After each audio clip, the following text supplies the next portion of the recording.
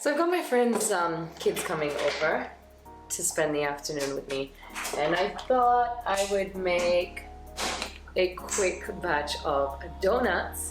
And I said, why not film so you guys can join in and learn how to make these amazingly tasty, spongy donuts. Let's see how to do it. Start by adding 3 cups of all-purpose flour into your mixing bowl. You can mix this dough by hand or with your mixer, entirely up to you and what you have. I then added 2/3 of a cup of room temperature milk. Very important. Crack in an egg, followed by 2 tablespoons of caster sugar. I always add a vanilla pod to my caster sugar so it becomes vanilla sugar. Just takes it a notch higher.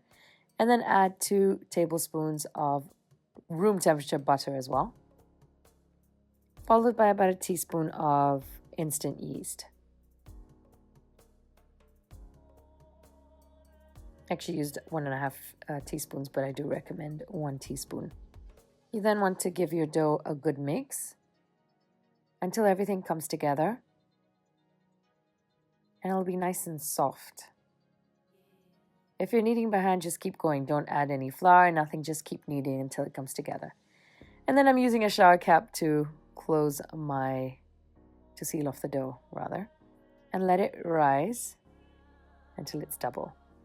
Sprinkle some all-purpose flour on wax paper or baking paper, and then you want to roll out your dough to about 1 inch. It should have 1 inch thickness. And then get something to cut. You can use a glass for this. For the middle bit, you can use a medicine cap, or I used just the back of a cutter. A tip, actually. A nozzle. Blech. Anyway, moving on. Get your dough out. And the dough I put to the side, I actually ended up bringing it together and rolling it out. It won't be as smooth as the first batch, I'll tell you now. But it's totally usable. Let's not waste for perfection. Sometimes you want stuff to be so perfect, you end up wasting so much dough. As you can see, all the little bits and stuff that were left over, I kept them there as well.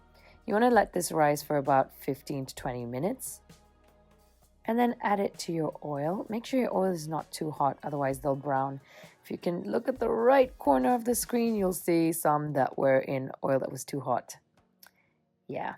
So keep your flame medium to low and cook them slow.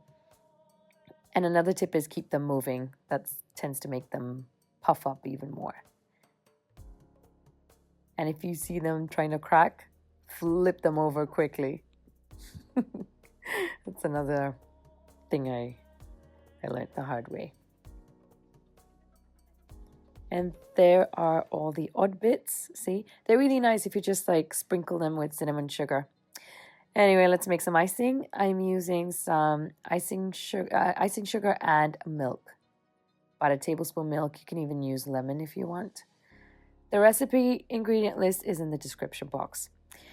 All you want to do then is just dunk your donuts in this. It's a really nice light frosting. It's not heavy. It's one of my favorites. You can also melt some chocolate. A note to self, I should have added about a tablespoon of butter to this just to make it runny. But no worries. Once you've melted your chocolate, just twist your donut in there and remove the excess. I have these super cute little butterflies I bought. They're chocolate butterflies, so I just plonked one on top just to make it look fancy. And another frosting you can use, or topping rather, is caster sugar with cinnamon. Mix it all up. And then just roll your donut into that. My daughter's friends actually really liked this one.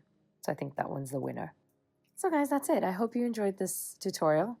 Don't forget to hit subscribe if you're not already subscribed to this channel. Otherwise, you might not find it in future. And click on the bell icon so that you can get a notification when a new tutorial is uploaded. That's it from me, guys. Take care. Bye.